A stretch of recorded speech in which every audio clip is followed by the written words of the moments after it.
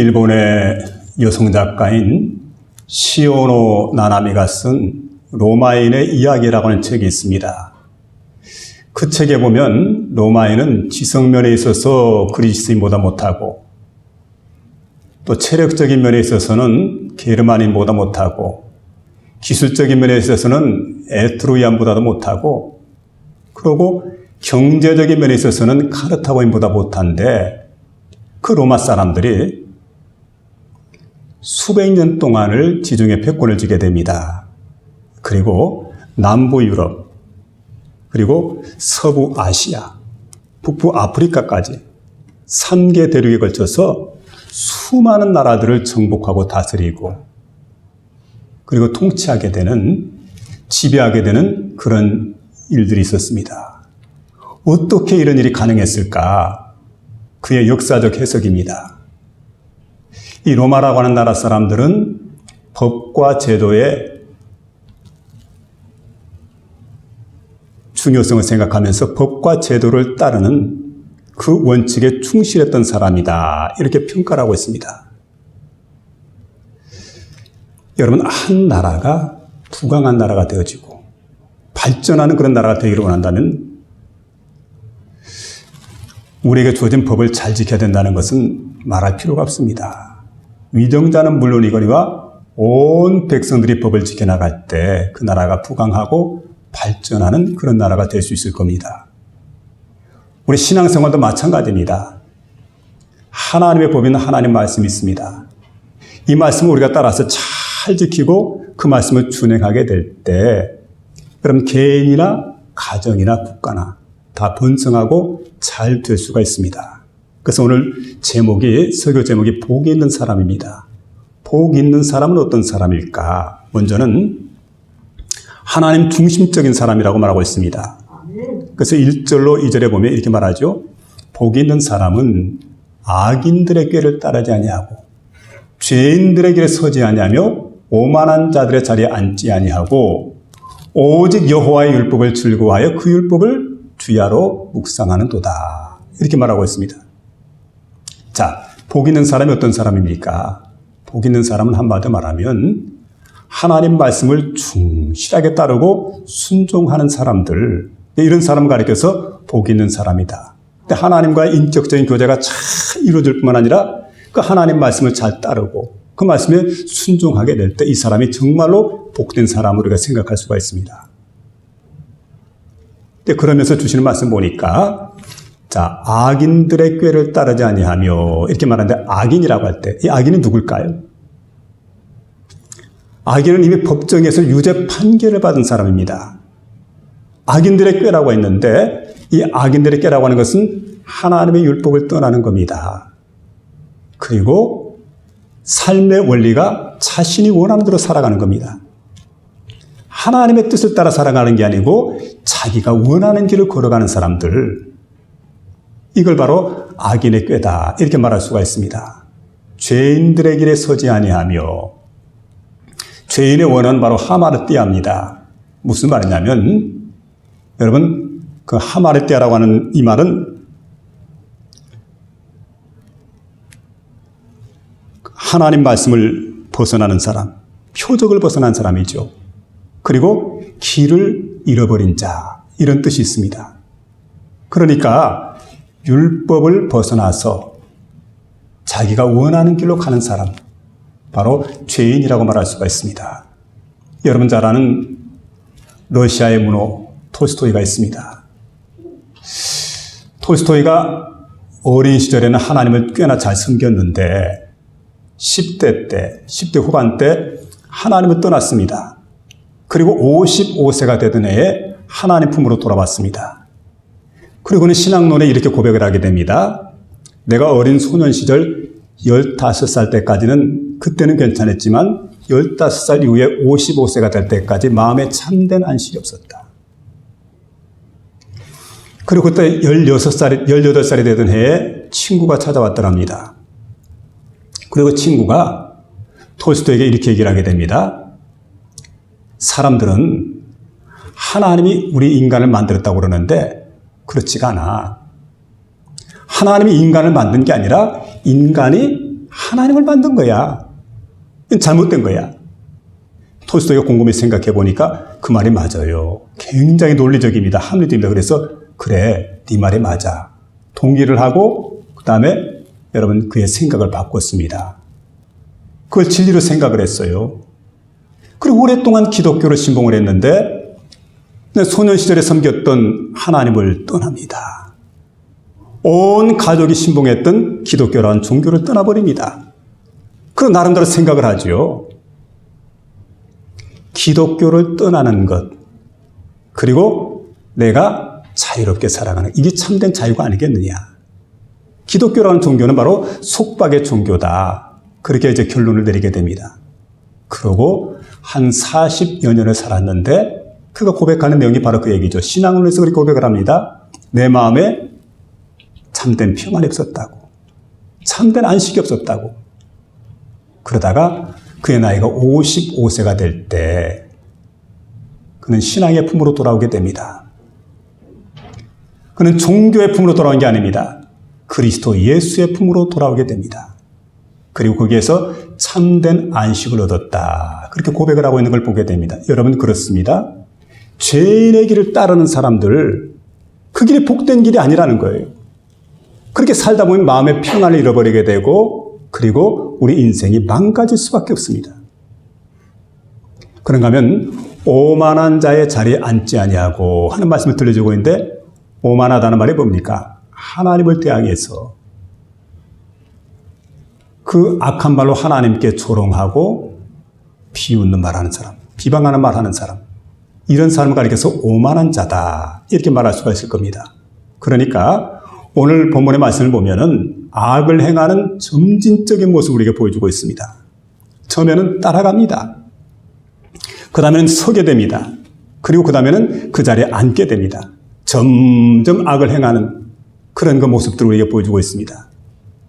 그런데 여기 보면 소극적인 의미에서 우리가 해야 될 일이 뭐냐면 복이 있는 사람이 뭘 해야 될까요? 악과 죄와 오만이라고 하는 것을 다 버려야 돼요. 여기서 떠나야 돼요. 그리고 적극적으로 우리가 추구할 것이 뭐냐면 여호와의 말씀을 주야로 묵상하는 겁니다. 하나님 말씀을 묵상하는 것. 참 이게 얼마나 귀한 일인지 모르죠. 여러분 하나님 말씀을 묵상하다 보면 품이 있는 사람이 됩니다. 품격 있는 사람이 됩니다. 신사가 되는 거예요. 그래서 예전에 우리가 가지고 있던 개역 성경에 보면 사도행전 17장 11절을 이렇게 말씀해 주고 있습니다. 베레아에 있는 사람들은 데살로니가에 있는 사람보다 더 신사적이어서, 지금 개역개정 성경에는 너그러워서 이렇게 해석되어 있는데 예전에는 신사적이어서 간절한 마음으로 말씀을 받고 이 말씀이 그러한가요? 그 말씀을 주야로 상고했다고. 성경을 주야로 상고했다고. 여러분 이 말씀이 얼마나 귀한지 몰라요. 성경 말씀을 주야로 상고하다 보니까 신사적인 사람이 되었다. 신사가 되었다. 바로 그와 같은 말씀이죠. 여러분 이제 우리가 신호등이라는 게 있습니다. 신호등. 근데 신호등에 대해서 우리가 예전에는 잘 몰랐어요. 그래서 신호등을 잘 지키지 않았는데 지금은 차를 운전하는 사람들이 신호등을 지키지 않으면 큰 사고가 나기 때문에 얼마나 신호를 잘 지키는지 모릅니다. 우리가 신호등 앞에 어떻게 합니까? 자, 황색 등이 들어오게 되면은 서행하라는 신호입니다. 붉은 등이 들어오게 되면은 정지하라는 신호입니다. 그 다음에 파란 등이 들어오게 되면 직진하라는 신호입니다. 그럼 가면 되는 거예요. 신호가 얼마나 중요한지 모릅니다. 유치원 아이들 노래 가운데 있습니다. 자, 건너가는 길을 건널 때 어떻게 건너갑니까? 빨간불? 안 돼요. 노란불? 안 돼요. 초록불이 돼야지요. 그리고 어떻습니까? 신호등이 있는 길에서 달려도 안 돼요. 뛰어도 안 돼요. 손을 들고 가야지. 기본적인 거죠. 기본적인 것. 여러분 하나님 말씀을 내가 읽게 될 때 그 하나님 말씀이 내게 가르쳐줘요. 인생을 살아가는 방법을 가르쳐줍니다. 삶의 의미를 가르쳐주게 됩니다. 한 가지 우리 가르쳐주게 될 때 처음에는 내가 말씀을 읽게 되는데 나중에는 여러분 말씀이 나를 인도합니다. 나를 데리고 다녀요. 말씀이. 그러니까 내가 말씀에 이끌림을 받게 되죠. 그 유명한 명제가 있습니다. 자, 처음에는 유대인들이 안식일을 기억해서 그날을 거룩하게 지키라. 이 말씀을 읽었는데 잘 지키지 못했죠. 근데 포로 생활을 통해서 디아스포라 과정을 통해서 그들이 깨달은 게 뭐냐면 우리 민족이 살 수 있는 길은 우리가 살 수 있는 길은 하나님 말씀을 지키는 건데 안식일을 지켜야 되겠구나. 그리고 안식일을 지켰는데 그 유명한 명제가 뭐냐면 유대인이 안식일을 지킨 게 아니라 안식일이 유대인을 지켰다고. 여러분 주의 말씀을 마음속에 늘 풍성하게 간직하고 그리고 그 말씀을 날마다 되새김질하고 그 말씀 가운데 복된 삶을 살아가는 저와 여러분 될 수 있기를 주의 이름으로 부탁을 드립니다. 아멘.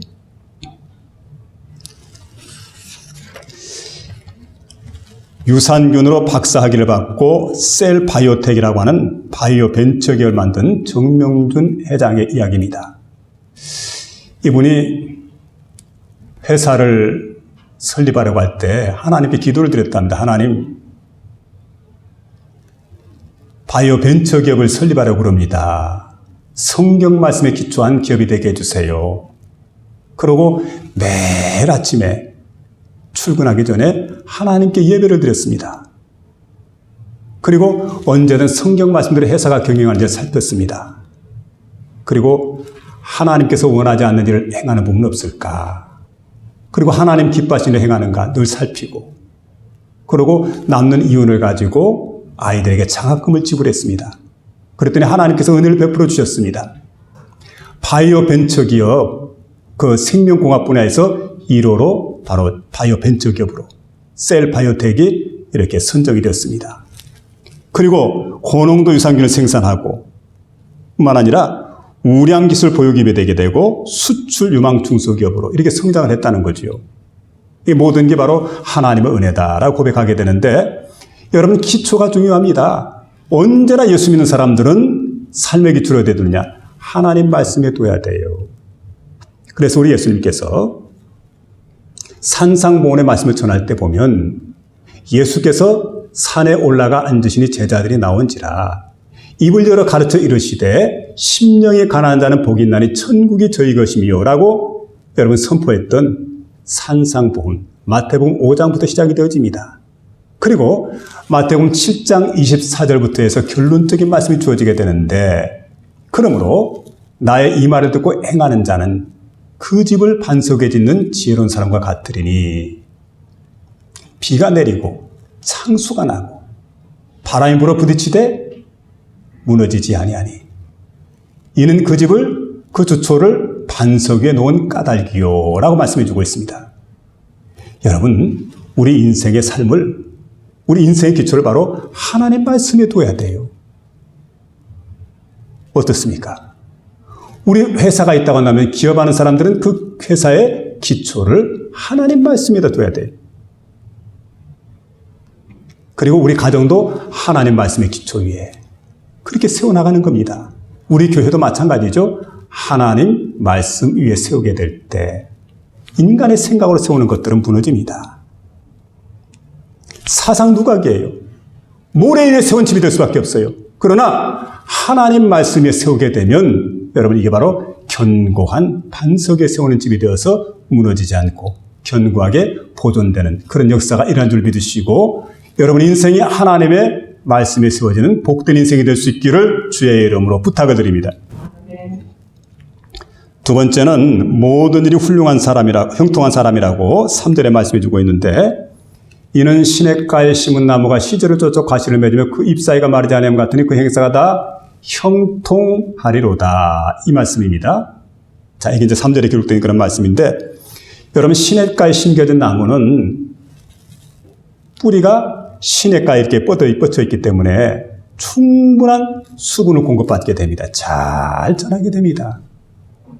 성주소에 갈 때 보니까 사해 근처로 내려가는데 여러분 요르단이라든지 이스라엘 동쪽 또 남쪽에 있는 그 유다 광야 지역에 보게 되면은 그야말로 광야에는 풀이 없죠. 나무도 자라지 못하고 아주 메마른 그런 땅인데 한참을 차를 타고 사해 근처로 내려가게 되는데 내려가다 보니까 갑작스럽게 녹음이 짙어 있습니다. 저기 뭘까 하고 내려가서 보니까 여러분 갈대가 자랍니다. 또 부들이 자랍니다. 또 더 가까이 가서 보니까 조그마한 관목들이 자라고 있습니다. 조금 더 내려가니까 교목이죠. 키가 큰 교목이 자라게 되고 그 아름드리 나무가 즐비한. 그래서 신기해서 차에서 내려서 봤습니다. 왜 이럴까? 가까이 가서 보니까 골짜기에 물이 흐르게 됩니다. 이야, 역시 성경 말씀이 진리구나. 여러분, 시냇가에 심겨진 나무이기 때문에 가뭄에도 끄떡이 없었던 겁니다. 그래서 푸르름을 유지할 수 있었던 겁니다. 중요한 건 여러분, 우리가 시냇가에 심겨진 나무처럼 그리스도 예수 안에 살아가는 그런 심령이 되게 될 때 영양분을 그리스도 예수에게서 공급받게 돼요. 은혜를 공급받습니다. 능력을 공급받게 됩니다. 그 사랑을 내가 공급받게 됩니다. 여러분, 그래서 세상 살아갈 때 넉넉하게 살아갑니다. 풍족하게 살아갑니다. 불경기에도 어떻습니까? 다른 사람 다 무너지고 다 넘어져도 무너지지 않는 그 역사가 바로 그리스도 예수 안에 있을 때 가능한 줄로 믿으시기 바랍니다. 요한복음 7장 17절에 예수님께서 말씀합니다. 명절 끝날, 곧 큰 날에 예수께서 서서 외쳐 이르시되 누구든지 목마르거든 내게로 와서 마시라. 나를 믿는 성경의 이름과 같이 그 배에서 생수의 강이 흘러넘치리라고 주님 말씀합니다. 또 그런가 하면 예수님은 요한복음 4장 14절에서 이런 말씀을 들려주고 있습니다. 누구든지 목마른 사람들이 세상에 많이 있습니다. 그 많은 목마른 사람을 향해서 주님께서 이제 하시는 말씀입니다.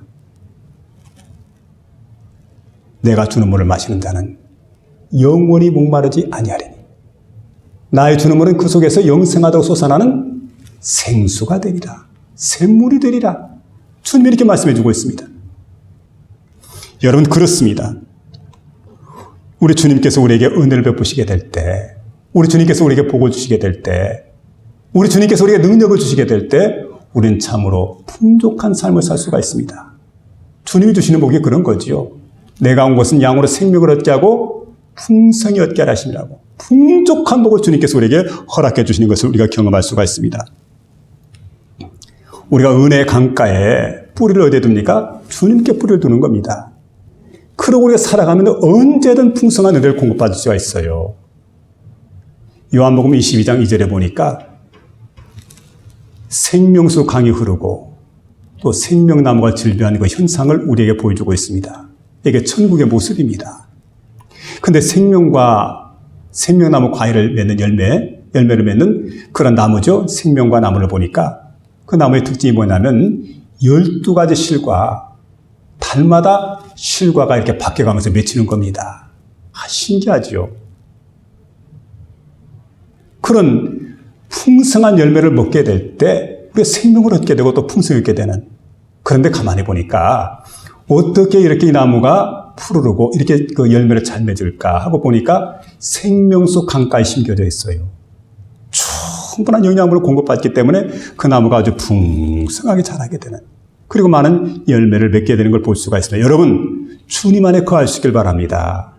주님께로부터 풍족한 영양분을 제공받으시길 바랍니다. 그럴 때 우리 삶 속에는 풍성한 열매가 맺혀지는 겁니다. 열매를 풍성히 맺게 될 때 여러분 모두가 즐거워요. 보는 사람도 즐겁고 나무도 즐겁고 다 즐거운 겁니다. 여러분, 이와 같은 복된 삶을 우리가 살아갈 수 있어야 됩니다. 미국 LA 로스앤젤레스에 베리스쿨이 있습니다. 자, 그런데 베리스쿨을 창설하신 분이 마르다 베리 여사입니다. 근데 몹시 가난했대요.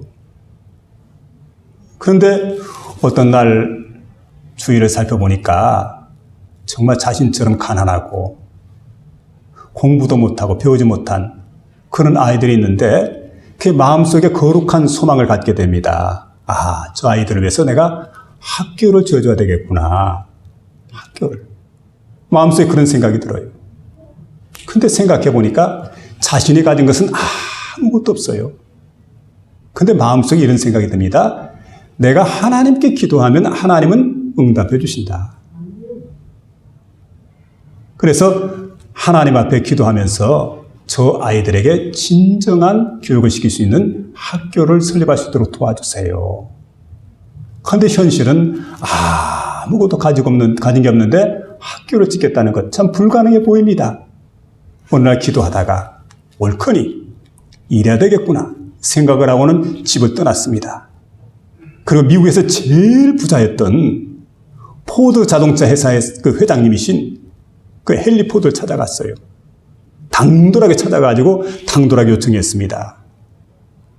선생님, 제가 LA에다가 학교를 지으려고 합니다.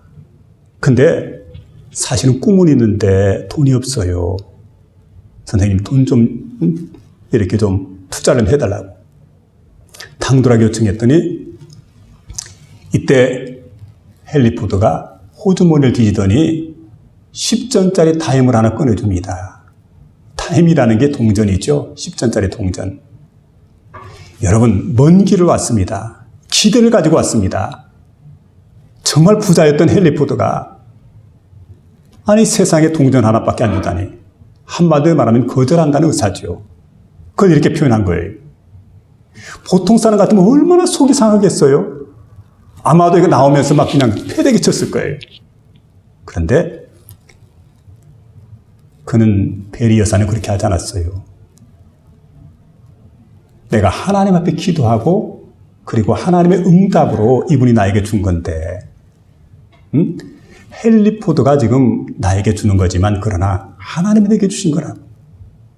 하나님께 받은 걸 어떻게 패대칠 수 있어요? 그는 믿음으로 행동을 하게 됩니다. 그리고 하나님께 감사한 마음을 가지고 작은 거지만 소중히 여기면서 이걸 가지고 돌아왔습니다. 돌아와서 기도하는 가운데 하나님 뭘 할까요? 생각하다가 옳거니 그렇구나. 그러고 이제 무릎을 딱 치면서 씨앗을 쌌습니다. 그리고 씨앗을 갖다가 공터에 뿌렸어요. 빈투에다. 씨앗이 자랄 거 아닙니까? 그리고 나중에 보니까 채소가 막 자라게 되고 다음에 또 이렇게 씨앗을 거두니까 씨앗이 더 많아졌어요. 공터를 또 넓혀서 더 많이 또 뿌렸습니다. 이렇게 나중에는 많은 수확을 거둡니다. 근검전략해가지고 이걸 모아가지고 몇 년 안에 학교 건물 한 동을 지을 수가 있었어요. 아주 아름답게 지었습니다.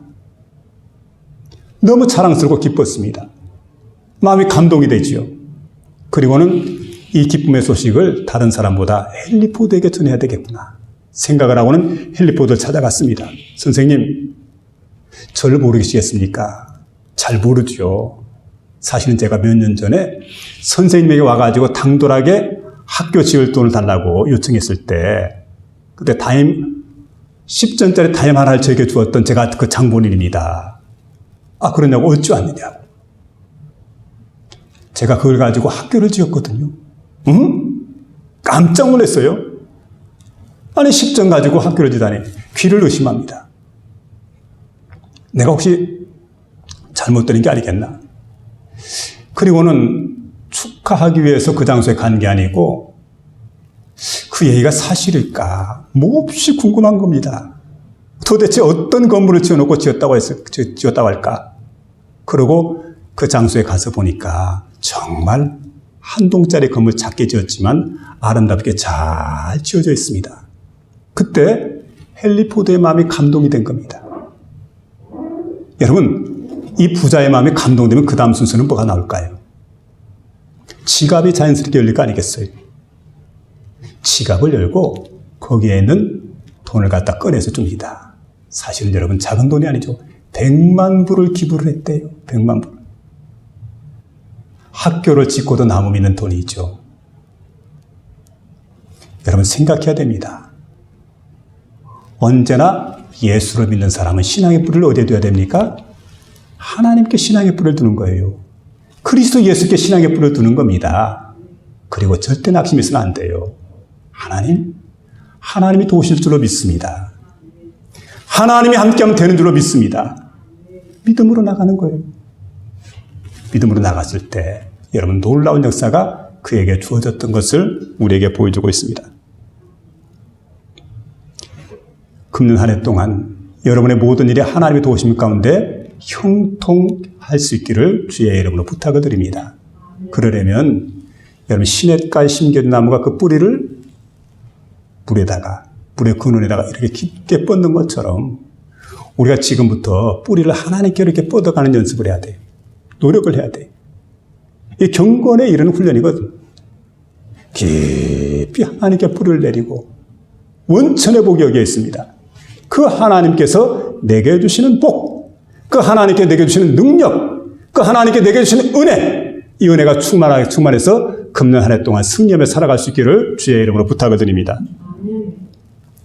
마지막 세 번째는 하나님의 인정을 받는 사람에 대해서 6절에 말씀해 주고 있는데 6절에 그렇습니다. 무릇 의인들에게는 여호와께서 인정하시나 악인들에게는 망하리로다 그랬어요. 인정받는 사람이 있고 망하는 사람이 있습니다. 평가는 누가 합니까? 사람이 하는 게 아닙니다. 하나님께서 하시는 겁니다. 언제나 그래 저도 그 생각이 들어요. 내가 보기에는 이게 옳은 것 같은데 하나님 보시기 어떨지. 제가 한 주간 동안 설교를 준비를 합니다. 말씀을 준비를 합니다. 참 말씀을 준비하면서 골머리 할 때가 있고 말씀과 씨름할 때가 있고 가장 이해되고 가장 쉬운 언어로 성도들에게 전달해야 되겠는데 어떻게 할까? 기도하면서 그럴 때 어느 때는 내 마음이 흡족할 때가 있어요. 이 정도 하면 되겠다. 근데 그 다음 또 생각해 봅니다. 하나님 보시기 어떨지. 하나님 더 준비할까요? 이런 마음을 갖고 잠자리 들 때도 말씀을 암송하고 말씀을 생각하고 말씀을 묵상하고 그리고 잠자리 들 때가 참 많습니다. 어느 때는 자다가 벌떡 일어나서 또다시 말씀 앞에 자신을 세우게 됩니다. 참 중요한 일이죠.